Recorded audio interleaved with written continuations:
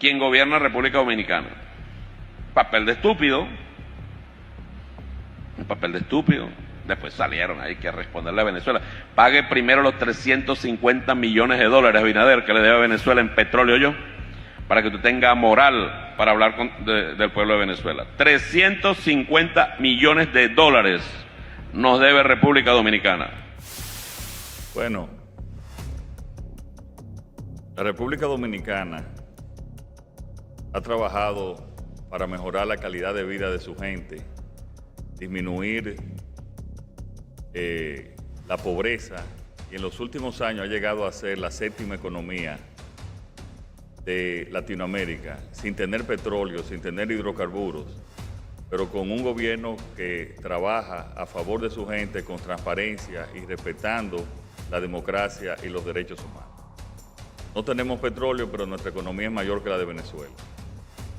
Así que vamos a seguir defendiendo los principios democráticos ahora en el gobierno y lo seguiremos defendiendo siempre, donde sea, hasta que vida tengamos. Y seguiremos defendiendo también esos derechos democráticos y siendo empáticos con la situación de Venezuela, no importa quién opine lo contrario o quién pueda tener algún tipo de amenaza que no nos molesta en lo más mínimo. La amenaza de Diosdado Cabello, la respuesta del presidente Abinader y vamos a desmontar, por supuesto, mitos y leyendas de este acuerdo de Petrocaribe. El dictador Maduro, vía a Diosdado Cabello, tiene ya una visión fija contra el presidente Luis Abinader. Y lo que los dictadores hacen normalmente es que resuelven las cosas por la vía de la violencia. ¿Cuándo se dejó de comprar petróleo en Venezuela y por qué? Antes que Chávez y al inicio de Chávez, que la producción de petróleo no daba para suplir la demanda interna de Venezuela. Y tiene capacidad, pero los compromisos con China no le permite venderle a nadie. Y entonces, pues, el gran gesto es que en vez de darle dólares a Chávez, le dábamos habichuela y espaguetis, pastas. Y aquí hubo que pagarle 120 millones de dólares de forma, yo diría, alegre a Venezuela. Eventualmente podríamos decir también, nosotros también tenemos petróleo. ¿Se justifica, según usted, la creación de la empresa minera dominicana y el tema de las tierras raras? 100%.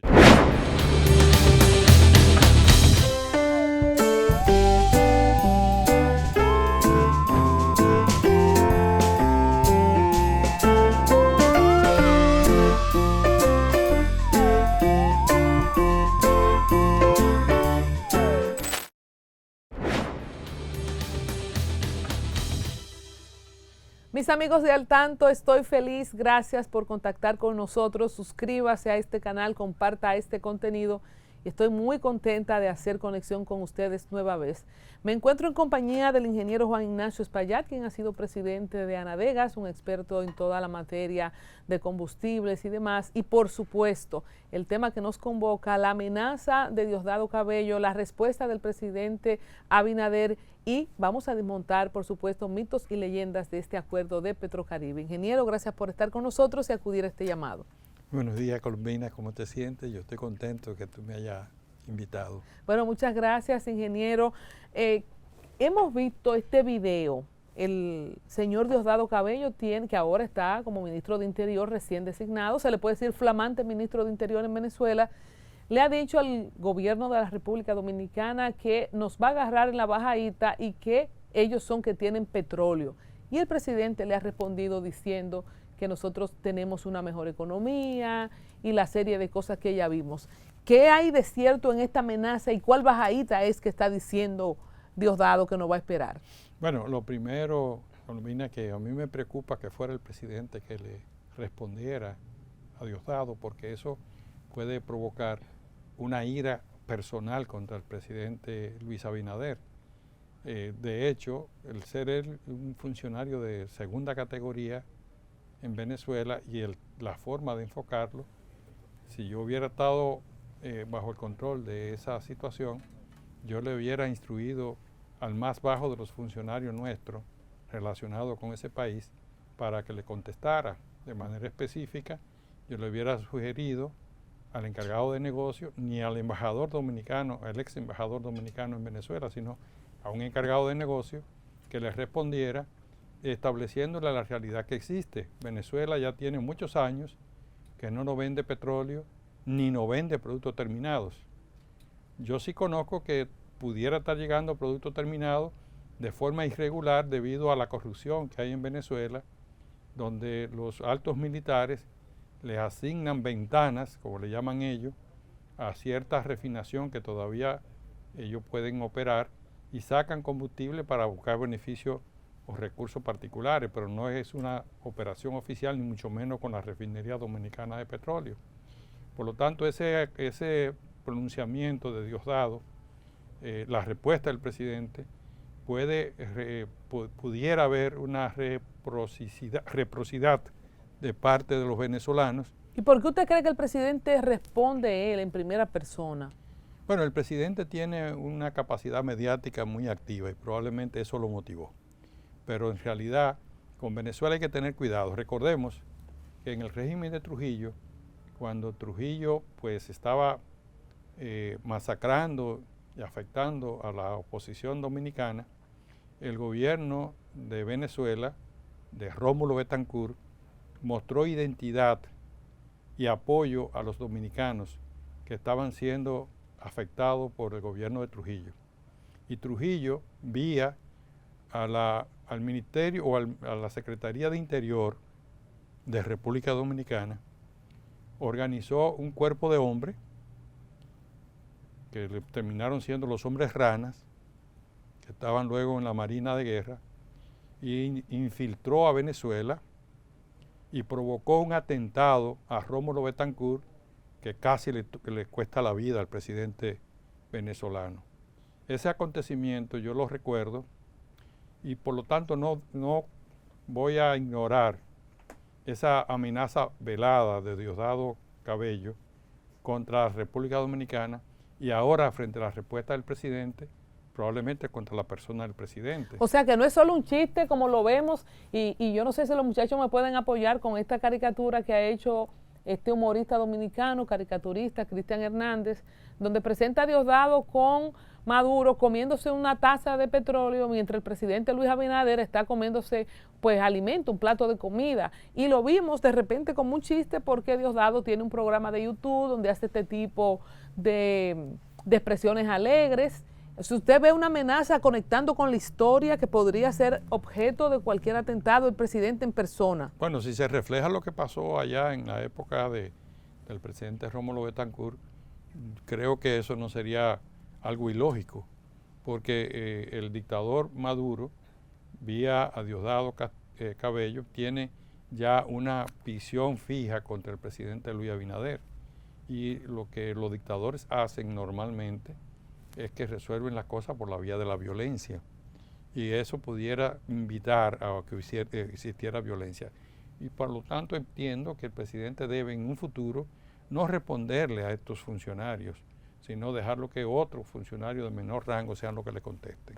Bueno, y dicho esto, que no debemos ignorar la advertencia una advertencia que hizo este hombre que tiene muy mala fama, por cierto, Diosdado Cabello, y que se les indica ser el actor intelectual de muchas de las diabluras del régimen y el poder detrás del trono, como han dicho expertos que han venido a este programa, de Maduro. Dicho esto, entonces vamos a quitar muchos mitos y leyendas sobre Petrocaribe. Por ejemplo, ya nosotros no usamos a Venezuela como proveedor de petróleo ni de sus derivados.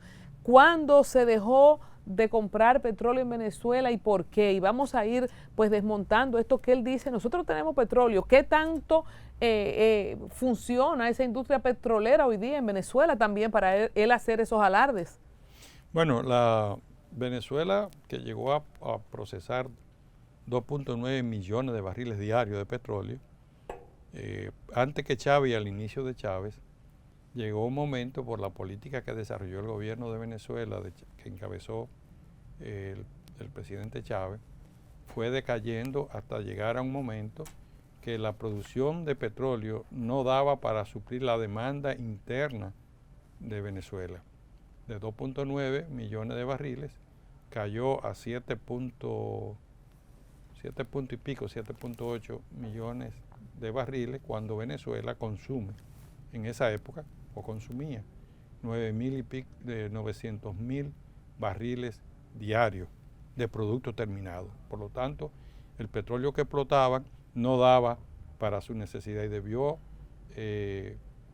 importar producto terminado en gran parte y luego alquilar una refinería que hay en Curazao, una de las refinerías más grandes de América del Caribe, para poder refinar en Curazao lo que tampoco sus refinerías, que antes funcionaban y generaban una producción que permitía vender también producto terminado en el mercado, pues ese producto terminado les faltaba a los venezolanos, gasolina, gasoil, y debían procesarlo en Curazao. Ellos, luego de la intervención de Irán, que le ha suplido técnicos, el esfuerzo que han hecho para restablecer la explotación petrolera y las refinerías que estaban fuera de servicio, bajo ese esquema, contrataron con China un suministro de combustible, de petróleo, el cual todavía no alcanzan a cumplir lo contratado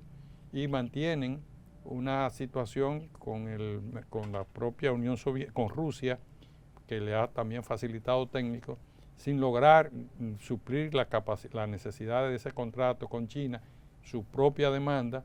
Se unió para que le quitaran o lo disminuyeran el bloqueo a Maduro, el gobierno de Estados Unidos, bajo la promesa de una convocatoria de elecciones, les retiró las sanciones que son de manera puntual abusiva, pero son la realidad que vive Venezuela. Y ese levantamiento de sanciones le permitió a Chevron volver a trabajar en Venezuela, y esta empresa, su explotación que controla en Venezuela, le estaba supliendo unos 200,000 barriles diarios al mercado de Estados Unidos o del mundo a través de Chevron, para enfrentar la crisis que se generó especial en el caso de la invasión de Rusia a Ucrania, que hubo un aumento de los precios del petróleo por las dificultades que se generaron en esa guerra. Y esas medidas... Y eso es tal vez lo que le ha dado a Venezuela un respiro, que hoy está produciendo casi 1.5 millones de barriles y tiene capacidad, pero los compromisos con China no le permite venderle a nadie. Y República Dominicana, desde hace mucho tiempo, no recibe suministro de Venezuela por la incapacidad de su mundo petrolero. Hay que establecer, Colombia, que el producto venezolano es un producto, en cuanto al petróleo, no al producto terminado, es un producto con mucho sulfuro y es normalmente un producto que en el mercado mundial se paga más barato porque tiene mucho azufre, y esa cantidad de azufre forzaba a la refinería dominicana de petróleo, cuando lo procesaba, a que tuviera un menor rendimiento.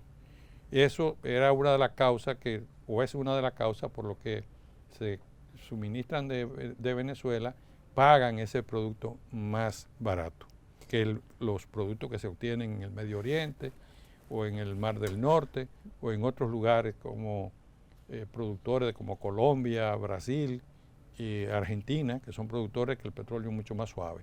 Entonces, dos preguntas de lo que usted acaba de decir. Primero, estas medidas que se flexibilizaron en Venezuela a propósito de la crisis política, ¿se van a recrudecer? ¿Siguen igual? Porque ahí entonces que uno ve el juego geopolítico, que dependiendo de lo que le convenga a los Estados Unidos, a veces tú eres bueno, tú eres malo. ¿En qué estado está? ¿Sigue igual lo de Chevron, la operación en Venezuela, a pesar de la crisis diplomática que tiene Venezuela ahora mismo y política? Bueno, no tengo un dominio preciso, pero sí recuerdo que Chevron fue la única petrolera que siguió operando en Venezuela cuando Chávez intervino en la industria petrolera de manera completa.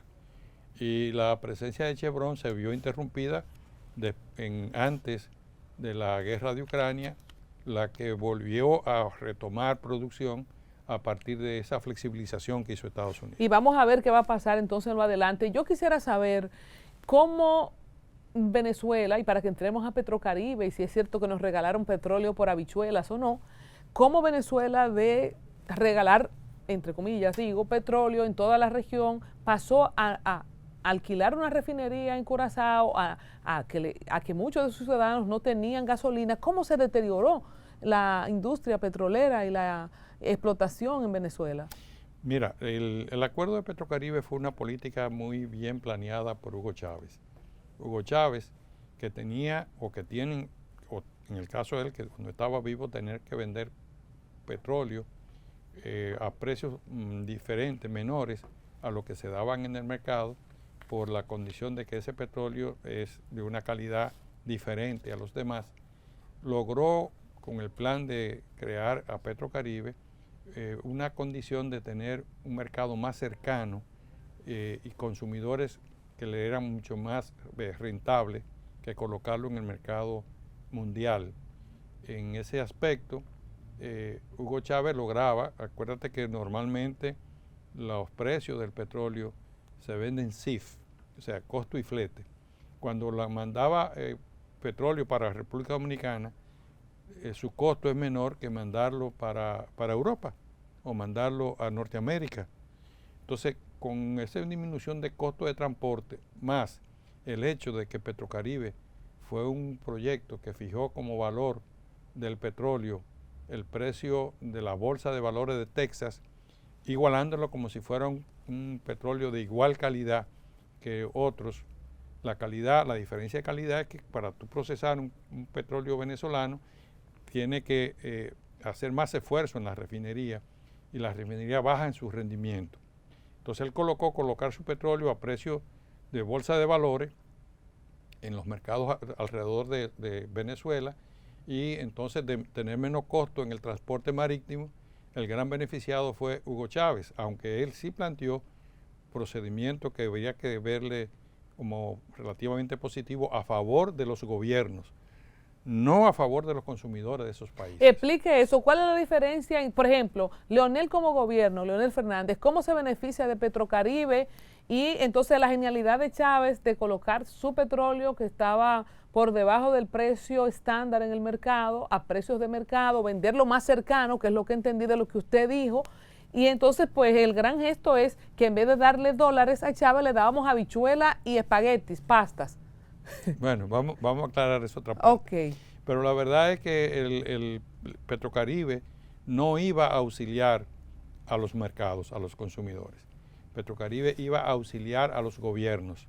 ¿Por qué? Porque el proyecto, el acuerdo consistía en que el pago del 50% de la factura se realizaba en tiempo inmediato relativamente, y el otro 50% se iba a un préstamo a una tasa bastante barata, bastante bajita, que tenía un costo de financiamiento, creo que era de un 1%. Primero había un año de gracia o 2 años de gracia, y después para comenzar a pagarlo, y después la tasa era de un 1%, una tasa sumamente preferencial, pero eso iba a mano de los gobiernos.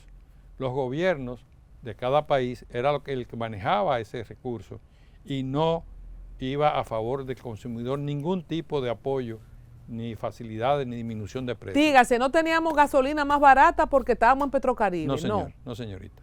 No, eso era igual o peor. ¿Peor por qué? Porque si la refinería hubiera sido del Estado Dominicano como es actualmente, que no era así en ese momento cuando se inició, que estaba a mano de la Shell, la Shell ordinariamente conseguía, o cualquier refinería conseguía, precios mejores en el mercado internacional. Porque si cierto es que el mercado spot tiene la característica de tener un precio especulativo, también es que cuando tú haces un contrato de compra a largo plazo, tú le das facilidades o ajustes de precio a aquel que se compromete a comprarte de manera firme, que tiene contrato a largo plazo. De esa manera, si la refinería dominicana de petróleo, en esa época en principio manejada por Shell, compraba el producto donde más le convenía, no necesariamente a Venezuela. ¿Qué pasa? Que si tú le haces un contrato con el Estado Dominicano para que el Estado reciba el 50% del dinero para pagárselo en el tiempo, se obligó entonces a que la refinería comprara exclusivamente a Venezuela, lo que provocó que la Shell rompiera el contrato, abandonara la refinería y se la entregara al Estado Dominicano, se la vendiera. En ese proceso de venta, el Estado Dominicano sobrepagó esa refinería. ¿Por qué sobrepagó? Expliquemos eso. Bueno, las refinerías normalmente son actores de los procesos de producción que generan costos. Pero hay una situación que es adicional, porque se manejan productos químicos, se contamina el medio ambiente y el subsuelo. Esta refinería, a diferencia de otras, fue vendida a un precio como si fuera virgen, como si estuviese en condiciones óptimas. Y esa refinería, en el momento de Petrocaribe, que ya tenía más de 3 décadas operando, había generado daño al medio ambiente que no lo subsanaron los antiguos operadores de la refinería. El gobierno la recibe y asume esos daños medioambientales que son parte del costo de cualquier proceso de refinación. Y el gobierno, al pagarle los 120 millones de dólares, le estaba comprando la refinería como si fuera una estructura que tuviese en condiciones operativas.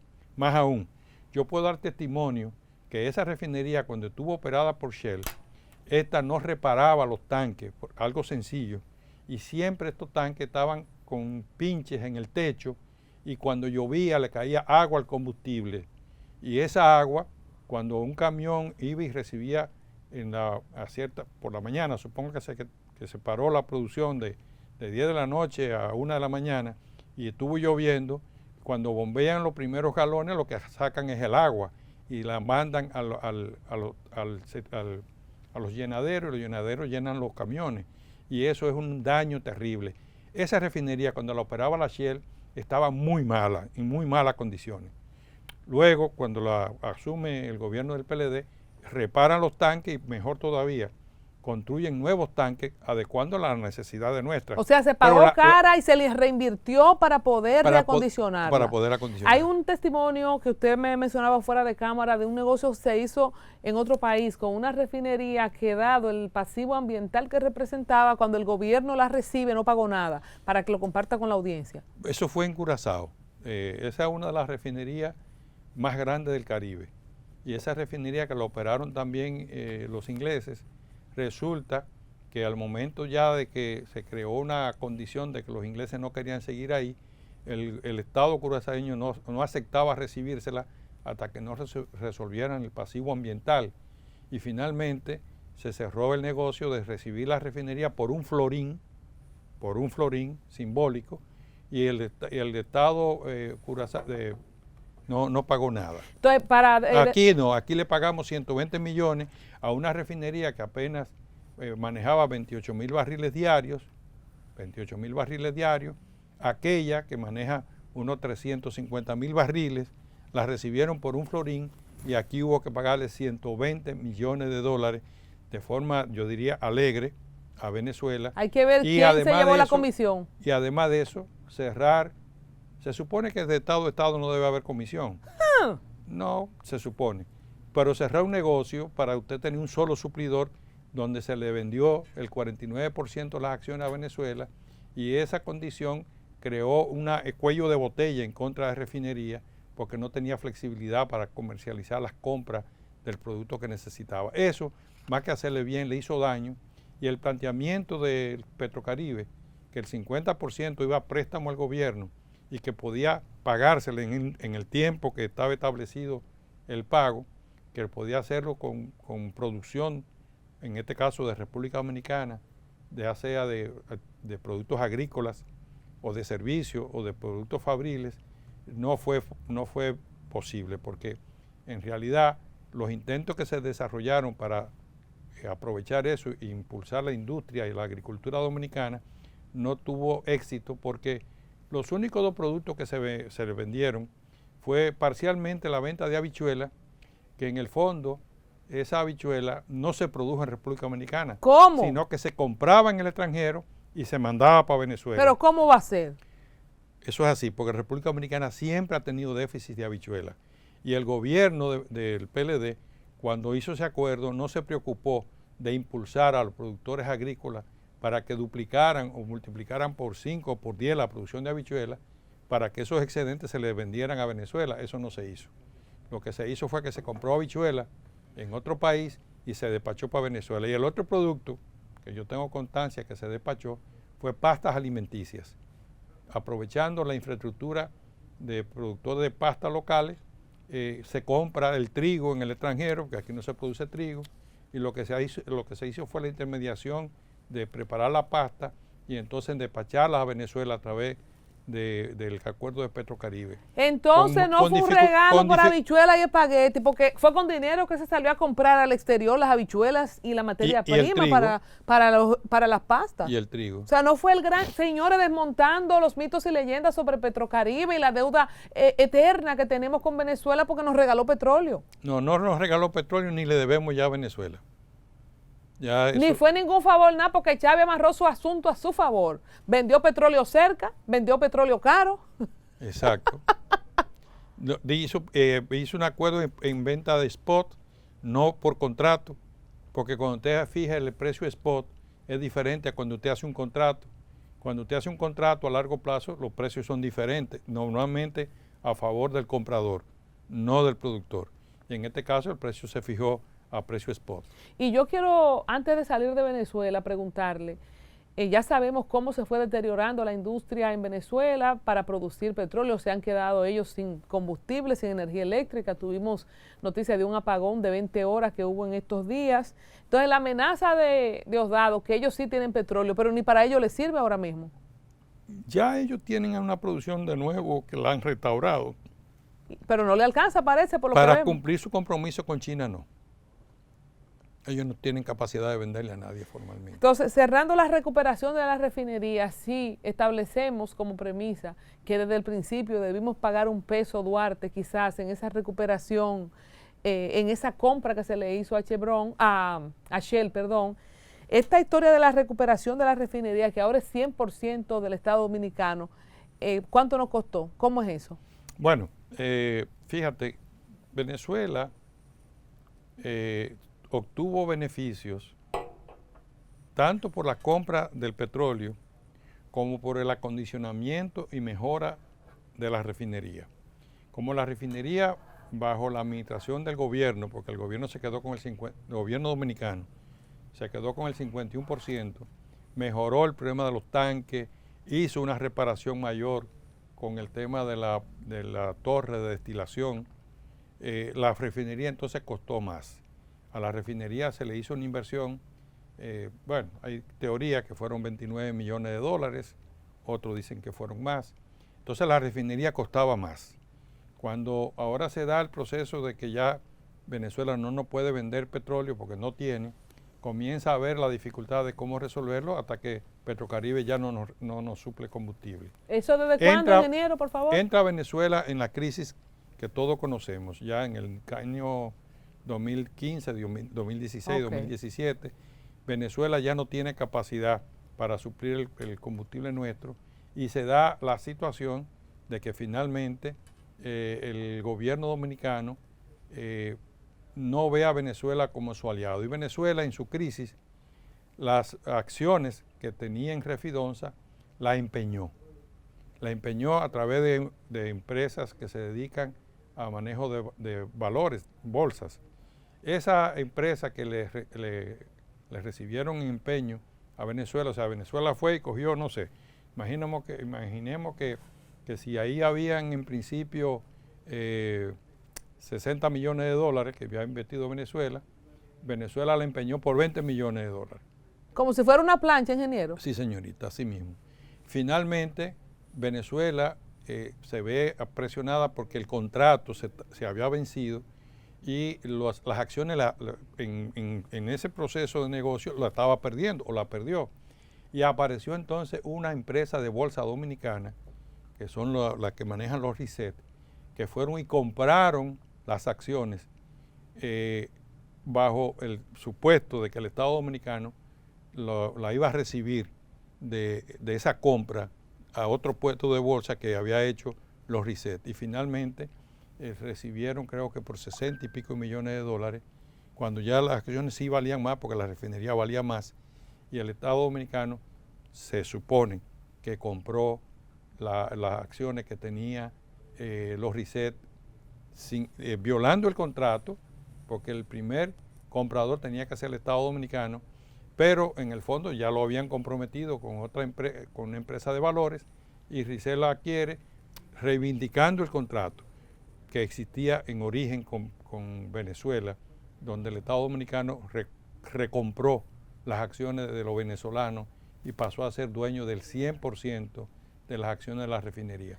Yo no vi nunca, y aquí vengo a poner en cuestionamiento, que en el presupuesto de la nación aparecieran los valores para pagar las acciones compradas a los manejadores de bolsa y no sé qué es lo que ha sucedido, pero sí públicamente se ha anunciado que ya es del Estado en 100% y que el Estado cumplió el contrato o cerró el cumplimiento del contrato con Petrocaribe, recomprando las acciones que era al único que le correspondía, de acuerdo a ese contrato, a recomprarlas. Bueno, cuando viene a ver tenemos a los RISEC de socios, pero no sabemos. No, tal vez a los que son socios de los RISET. Ok. Los que le vendieron ¿cómo se llama? Las La acciones. AFP Siembra, los dueños del Banco Nueva Escocia. Ah, los Vicini. Ajá. Tú no lo quieres decir. No, Yo lo digo, pues yo vengo acá. yo Tú estoy te pago ya. Yo estoy diciendo lo que es. Bueno, señores, muy clarísimo quedó todo eso y ahora quiero pasar, bueno, antes de cerrar, Edmundo González Urrutia se va a España rompiendo las esperanzas de mucha gente de la oposición, de la diáspora en Venezuela, que entienden que esto es ya prácticamente pues entregarse. Y con este comentario le digo, ¿usted ve algún futuro inmediato o en manos del mismo régimen que haya un despertar de la industria petrolera para que Diosdado se dé en el pecho y diga, tenemos petróleo? ¿Qué usted cree que puede pasar ante la crisis política que vemos? Mire, Venezuela tiene un respaldo basado en la geopolítica. Hay que tener claro que ese apoyo que le dio Irán para la industria petrolera, más ese contrato con China y las relaciones geopolíticas con Rusia, definen que ellos son parte del polo de otro polo. Ese otro polo tiene un mundo y una capacidad de respuesta que mientras Maduro quiere estar ahí, ningún otro país ni potencia va a osar usar la fuerza contra Venezuela. Por lo tanto, tiene que ser el pueblo venezolano que debe salir de la crisis en que está envuelta por las aspiraciones de ser presidente eterno en Venezuela del señor Maduro. Así que eso que sucedió con el señor González Urrutia, de irse a España, es un fuerte golpe para las intenciones de cambio para el pueblo venezolano. Ese pueblo, y hay quienes están cuestionando que no hubo una votación masiva en contra del gobierno, sino que fue que el gobierno tuvo el favor del 51%, según dijo la Comisión Electoral. Ese pueblo realmente se expresó luego de las elecciones con sus protestas en las calles de forma abrumadora, y que igual que aquí, igual que en República Dominicana, que se usaba un organismo paramilitar que se llamaba SIN, que Trujillo lo usaba, que no era parte de la estructura militar dominicana, pero un equipo represivo que lo usaba Trujillo. Allá están las brigadas en Venezuela, que no son parte de la milicia venezolana, pero sí salieron y golpearon, mataron, atropellaban, secuestraron a los opositores, mermando esa actividad en las calles de forma principal hasta que llegamos ahí, a esta etapa, que tenemos ya un tiempo bastante amplio después de las votaciones, y las cosas en la calle han disminuido, pero es por la represión. Muchos Entonces, presos. ahí, ¿qué va a suceder?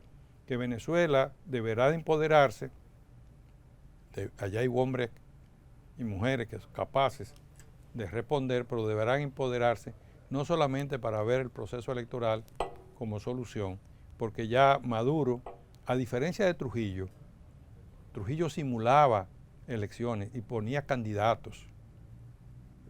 Maduro no se atreve a poner un candidato, pero Trujillo puso aquí varios presidentes, empezando por Peinado, caminando con Balaguer, con Bienvenido, el hermano. Sí. Pero no era él que se quedaba.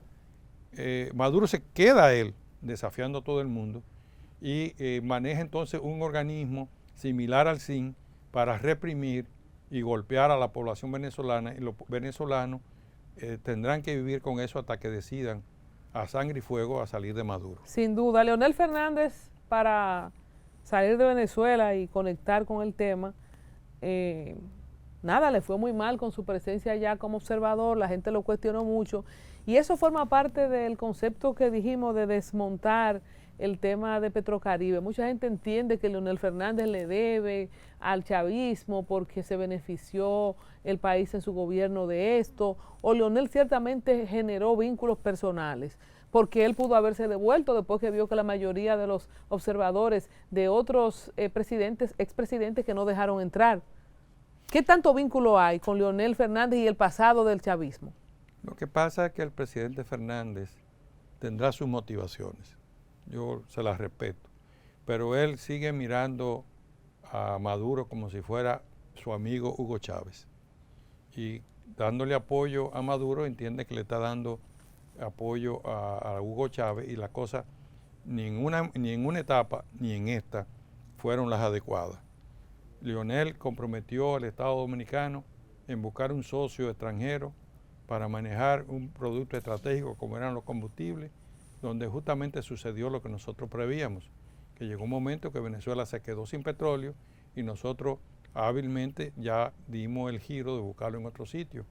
Pero de manera puntual después tuvimos que recibir las acciones, comprar las acciones, que es lo que supuestamente se ha hecho, de lo que se le había vendido a Venezuela, cuando en el fondo debió haber sido el que el Estado Dominicano, lo voy a repetir de nuevo, porque se lo dijimos a Leonel en su momento, tenía que retomar el acuerdo ley del 1972, donde el acuerdo ley definió que el Estado Dominicano iba a negociar, donde el Estado era dueño del 50%, eso era la refinería como se inició, y el otro 50% no era para la Shell, no, la Shell iba a encabezar el acuerdo, ese 50% eran para las 4 compañías que operaban en el mercado nacional, de forma tal que proporcionalmente tenían una cantidad de acciones, ¿verdad?, proporcional a su participación en el mercado.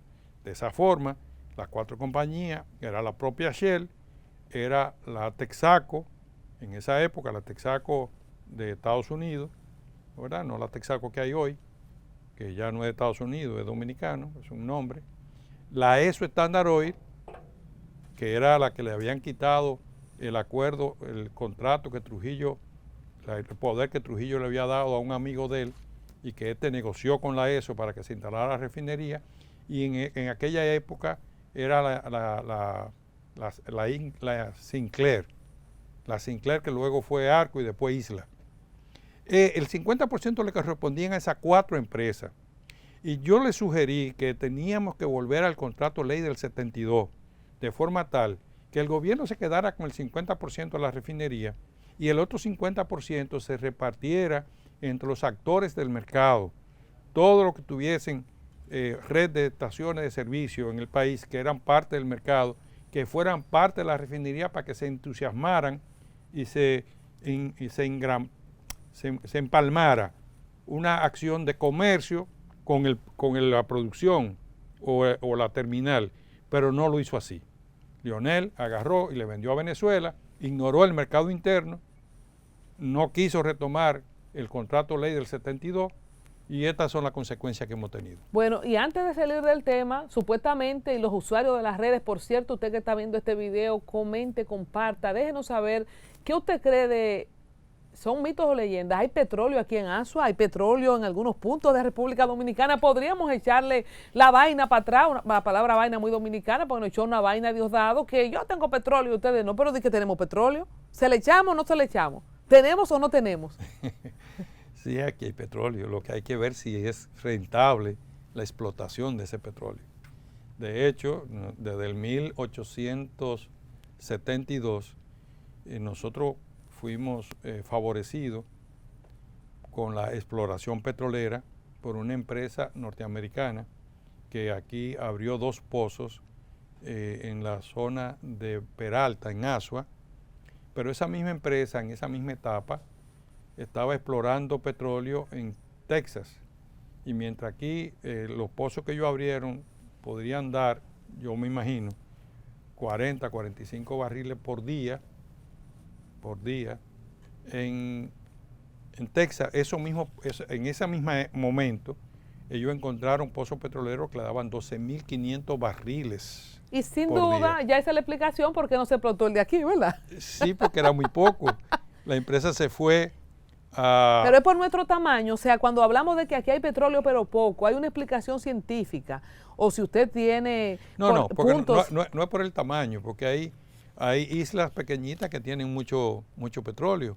No es por eso. Y no afecta el ecosistema, el turismo. Por ejemplo, si aquí un día decidimos explotar, usted decía que hay petróleo en Manzanillo, en lugares puntuales, ¿verdad? En Asua, si lo explotan, ¿queda país? ¿Queda forma de nosotros tener una vida? El estudio que hizo la antigua Unión Soviética para Cuba, eso fue en los principios de los 80, allí Rusia le ubicó dónde estaban las mayores fuentes de petróleo y Cuba lo está explotando. En una playa de Cuba donde hay turismo está una de las yacimientos petroleros más importantes de Cuba que se extrae petróleo, porque Cuba no importa 100% el petróleo, sino ha ido incrementando su industria petrolera y no es capaz todavía de suplir su necesidad de manera completa, pero en la playa de Veladero, ahí los turistas van a mantas que les gusta y se está explotando petróleo al lado o en la misma zona de playa. O sea que eso no afectaría bajo ninguna circunstancia el turismo. Es el caso de Cuba. En Haití, ¿puede Haití tener, ya que hablamos de la isla, de lo que usted sabe de esos estudios, hay yacimientos? No, yo tuve, gracias al primer ministro de Minas, parte de sus estudios que se hicieron aquí en el Caribe por parte de la Unión Soviética. Y la ubicación que ese estudio define son 2 grandes cuencas donde están una en el extremo occidental y otra en el extremo oriental. Una está en Manzanillo, la zona de Montecristi, que entra tierra adentro, como 1/3 y como 2/3 o algo más hacia el Atlántico. Y la otra gran cuenca que también definió ese estudio es en la bahía de Samaná, donde vuelve y repite la misma historia, como menos de un 25% entra a territorio, a tierra de la isla, y el resto se extiende en la zona del Canal de la Mona y el mar. ¿Y se puede extraer el petróleo del agua? Cuando hay usted dice 2/3 en el agua, ¿cómo se puede explotar? Con instalaciones para tal fin. Son instalaciones que abundan ya en el mundo. Son plataformas marinas. En México, la mayor extracción de petróleo se está haciendo en plataforma marina. En el Mar del Norte, frente a Europa, hay grandes fuentes de producción de petróleo, también son en plataforma marina. Aquí ahora se le dio un contrato a una empresa extranjera en lo que es frente a la costa de San Pedro de Macorís, desde Punta Caucedo hasta más allá de la Romana, donde los estudios dicen que en esa plataforma marina también hay petróleo. Hay un contrato que se dio en el inicio de este gobierno. El Ministerio de Energía y Minas concursó y le asignó esa plataforma. No tenemos informe detallado. Lo que sí tenemos que en el estudio que hizo la vieja Rusia, la Unión Soviética, esas 2 fuentes, más la que está aquí en la zona del lago Enriquillo, que es una tercera fuente, sí salían en ese estudio. El de San Pedro pudiera ser el resultado de los estudios que hizo la 1111, que fue una empresa que en el gobierno de Balaguer sí exploró y hizo sondeo en República Dominicana. Así que los informes que nos ha dado la Refinería Dominicana de Petróleo, que le asignaron esa parte, parece que se está basando en los estudios que hizo la Unión Soviética, pero yo no conozco que aquí se ha estado haciendo sondeos. O sea, eventualmente podríamos decir también, nosotros también tenemos petróleo. Sí, sí, eso es cierto. Ahora, hay que ver el costo de ese petróleo, porque cuando usted se decide hacer una inversión, tiene que hacerla chequeando la competencia que hay en otros mercados, que el otro tiene y a qué costo, porque si lo que yo voy a tener es más costoso, no vale la pena, yo le compro el que lo tiene más económico. Exacto. Entonces, esos son detalles que hay que tomar en cuenta para saber si nosotros comenzamos a explotar petróleo o no. De hecho, esos pozos que se hicieron en el 1872-73, ahí en Peralta, fueron usados por la CDE de aquella época, los años 70 y pico. Casal Victoria específicamente estaba en la CDE, y se sacaba y se quemaban directamente en las calderas, porque es un petróleo liviano, un petróleo con un fuerte olor, un mal olor, pero de una calidad indiscutible mucho mejor que el venezolano, porque el venezolano siempre tiene entre 4 y 6% de azufre, y ese, el de República Dominicana, apenas tiene 1.800 partes por millón de azufre, muy, muy, muy suave. Bueno, Hediondo, pero suave. me sacan ese cortecito, que el que hay aquí es mejor que el de Venezuela. No solamente que hay, Diosdado, mejor que el de ustedes. Hay que ver luego cómo lo sacamos. No puedo dejar ir la de ingeniero, no puedo dejarlo ir sin hablar de las tierras raras. Se va a crear la empresa minera dominicana. El presidente en la semanal, al momento es lunes, en el momento que grabamos este programa, lunes 9 de septiembre. Se habla de la reducción del Estado, van a quitar ministerios, direcciones generales, pero ¿se justifica según usted la creación de la empresa minera dominicana y el tema de las tierras raras? Vamos a abordar ese tema antes de dejarlo ir. 100% se justifica que nosotros iniciemos los pasos necesarios para explotar y beneficiarnos de los bienes mineros que tiene la República Dominicana, bienes mineros de un impacto menor cuando se explota al que se hace con el oro o el que se hace con el ferroníquel, que son dos grandes empresas que todos los dominicanos lo conocemos. En este caso, República Dominicana cuenta con una de las calizas de mayor calidad para producir equipos y productos de alta tecnología que el mundo lo está disfrutando. Se trata de la producción de chips y la producción de paneles solares, de forma que nuestro caliza desde los años 80, 86, 88, se ha estado exportando hacia China nacionalista. Y China nacionalista, eso es Taiwán, es uno de los países, es una isla que más ha avanzado, colocándose ahora mismo como una punta de capacidad económica de mayor del mundo. Recordemos que Taiwán, cuando se funda en el 1946-48, su nivel de vida estaba por debajo de la República Dominicana. ¿Y qué llevó a Taiwán a ese crecimiento? Es la punta de lanza de la tecnología. Pero Taiwán no tiene esa producción, y es justamente en los años 80 que yo registro que aquí comienza a exportarse caliza para Taiwán, y se sigue exportando caliza. Y también conozco el impacto que tuve en el 2010, 2011, cuando un barco que venía cada 3 meses a Pedernales retiraba supuestamente bauxita en tierra para llevársela supuestamente y producir aluminio allá en China. Resulta que también era Taiwán que era propiciador de llevarse la tierra rara disfrazado de que era bauxita de Pedernales, tierra de, ¿cómo le llaman? El mineral del aluminio, la bauxita, correcto. Y se la llevaban supuestamente como bauxita, pero allí es que está la tierra rara. Entonces ellos se están llevando desde hace más de 10 años, creo que fue en el año 2010, la tierra rara disfrazada de bauxita. A mí eso también me llamó la atención, especialmente en un rally que yo estuvimos auspiciando de Petróleos Nacionales, que tomó como punto final de destino la playa de Cabo Rojo, para dormir allá el último día del rally Frontera, que era en ese caso el que propiciábamos.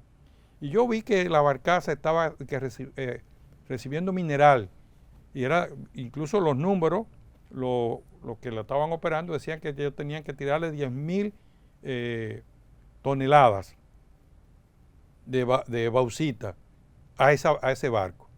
Y cada 3 meses venía.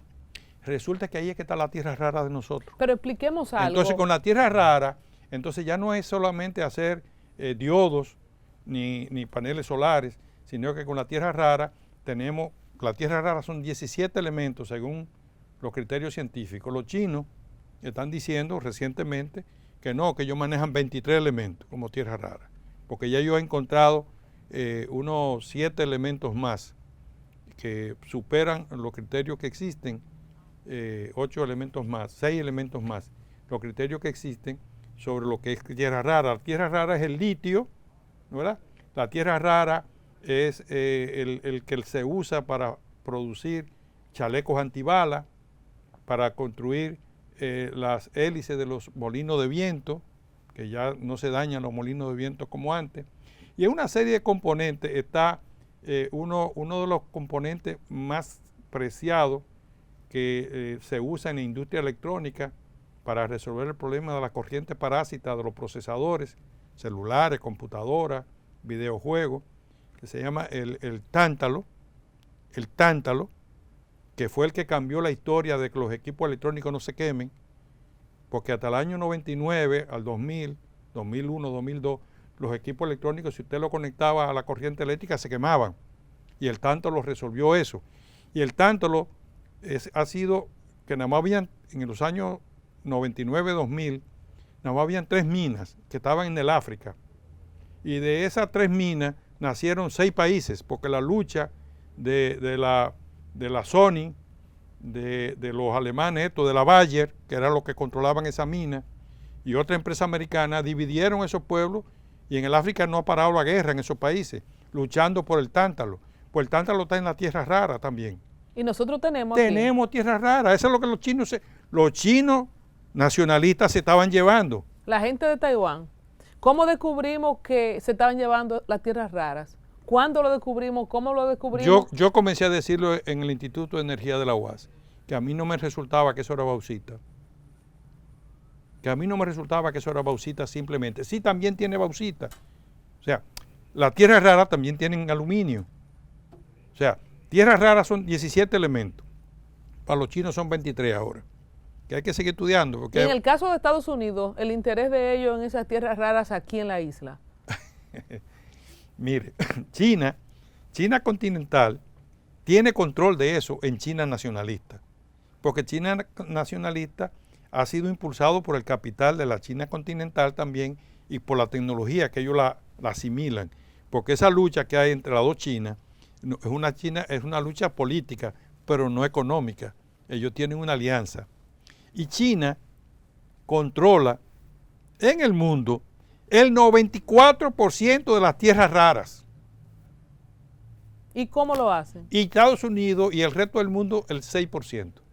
Y Estados Unidos se dio cuenta hace 2 o 3 años que estaba abajo. Y Estados Unidos anda buscando la forma de meterse en el tema de la tierra rara, con el tema de poder competir con China, porque China se ha hecho dueña de la tecnología. Entre Taiwán, China nacionalista, y la China continental son dueños de la tierra rara y de los microchips.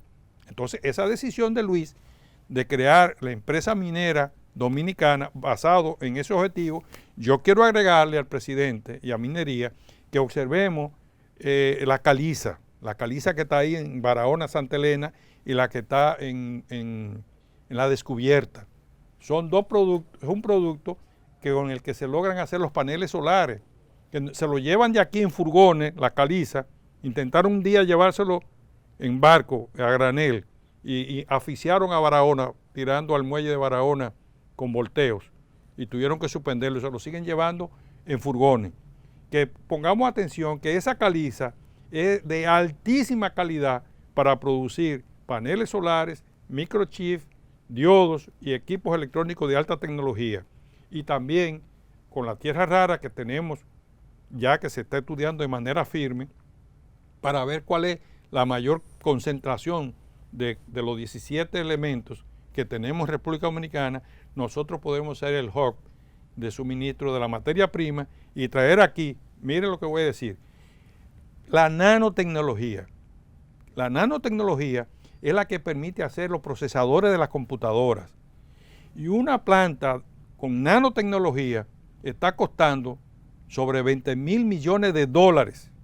Y si nosotros logramos atraer a uno de esos productores que monte una planta de la nanotecnología, o que haya dos, o qué sé yo, que vengan tres, nosotros podemos tener una revolución económica que pudiéramos dejar a Taiwán, que nos dejó muy lejos allá, después del 48, del 50, a hoy, que Taiwán está con un Producto Interno Bruto que supera por mucho a la República Dominicana, nosotros entonces convertirnos en el Taiwán del Caribe y de América. Me gusta eso. La pregunta es, ¿cómo se ven las tierras raras? ¿Cómo sabemos dónde están? ¿Cómo sabemos dónde más están, aparte de ese lugar que usted ha dicho de Barahona? ¿Y dónde más? No, Barahona, mire, ese es un privilegio. Eso no abunda en la tierra rara en todas partes, ¿no? Entonces, en Barahona, ¿cómo se ven? En Pedernales. Vamos a ver si buscamos imágenes en Google, la gente allá en ingeniería. A ver, yo no sé. El litio, por ejemplo. Porque son raras. ¿Cómo se ven? ¿Son negras, son rojas? No, hay variedades porque tú tienes diferentes opciones. ¿Quién le puso tierras raras? La tabla periódica, los científicos, porque esos elementos no estaban calificados allá en los años 50 ni los 60. Todavía, cuando yo comencé a estudiar en los 70, eso ni se hablaba de eso en la tabla periódica. periódica. No sabemos qué es, le pusimos tierras raras. Ajá, exacto. Y concentra Pero ahí una está el litio. ¿Usted sabe lo que es el litio? El litio que es con lo que se hace la batería. Todos esos celulares que nosotros tenemos es batería de litio que tienen. Y los carros eléctricos de litio que están usando. ¿Y en Venezuela habrá tierras raras? No sé. No ¿Y creo. qué tiene que tener? Usted dice, eso es un privilegio, eso no está en todas partes. Según sus estudios, ¿qué debe tener el país, el continente, África? Bueno, hay de todo, para que haya tierras raras. Eso es la naturaleza. La naturaleza es la que se ha podido producir todo eso. Por ejemplo, en Europa no hay tierras raras. En Groenlandia, la isla entera dicen que hay tierras raras. Ahí hay una lucha con eso, dura. Incluso yo escuché a Donald Trump siendo presidente, ofreciéndole a Noruega, que creo que le corresponde, que le cambiaba a la isla de Puerto Rico por Groenlandia. Como Corporán, te cambio, tirando el dado. Sí. Las cosas de Donald Trump. Bueno, entonces el futuro de República Dominicana podría ser brillante en Orange con el tema de la empresa minera y las tierras raras. Claro que sí. Solo en Barahona hay tierras raras. En Pedernales. Pero señores, vamos a investigar bien en San Juan. Cuando viene a ver la parcela de mami, la loma que ella tiene. No, pero fíjate que cuando viene a ver tenemos tierras raras. La tierra rara también está aliada al aluminio, a la bauxita. Y el único sitio que nosotros hemos tenido bauxita es en Pedernales. Entonces, por eso, la justificación de esa barcaza que venía, creo que sigue viniendo, a llevarse 10.000 toneladas de bauxita. ¿Y a cómo se le vende la bauxita? No sé, eso era... ¿Una pendeja? No sé. O sea, cuando viene a ver regalando esa tierra, señores. Y la caliza igual. La caliza, el costo es recogerla ahí en la descubierta. Pero con eso se llevan, junto con la caliza. No es que la caliza, cada átomo de caliza es el que se usa para hacer diodos, para hacer los paneles solares, para lo ¿Y que... por qué no lo hacemos aquí eso? Por eso mismo, que es una gran oportunidad que tenemos. Yo quiero advertir, porque la gente está pensando nada más en la tierra rara, que el ministro de Energía y Minas saliente dio a conocer que sí, que los estudios dicen que tenemos tierra rara, que se está cuantificando, dijeron. Pero nadie mira hacia la caliza. Yo miro hacia la caliza. La caliza es otro material que tenemos de altísima calidad en una montaña que va desde la descubierta hasta Malpase, entrando al territorio haitiano. Y tenemos también esa misma caliza aquí en Santa Elena, en la zona de la costa Y ya Barahona. que estamos hablando de minas y eso, ¿qué hay de cierto del supuesto oro que hay en Haití, que los Clinton, que lo que pasó fue que hay oro en San Juan? ¿Tenemos oro potable, sí o no, por explotar? Lo de San Juan está claro, hay una zona ya que se ha identificado. Sabía que Dios me tenía lo mío. Eh, Cuando viene a verte en la tierra mía. Está claro, no, esa es una montaña, en la parte arriba del río San Juan. Tenemos una tierrita por ahí. Ah, qué bueno. Qué bueno. Y también hay oro, ya también cuantificado y definido en la frontera con Restauración. Eso está definido. Y en Haití es verdad que hay mucho oro. Sí, y- esa mina de Restauración, los estudios dicen que está como 1/3 del lado dominicano y como 2/3 del lado haitiano. Pero el tema es que en el lado haitiano tú no tienes ordenamiento, ni tienes garantía, ni tienes agua. Del lado dominicano sí tenemos agua y tenemos garantía legal. O sea que vale más este tercio.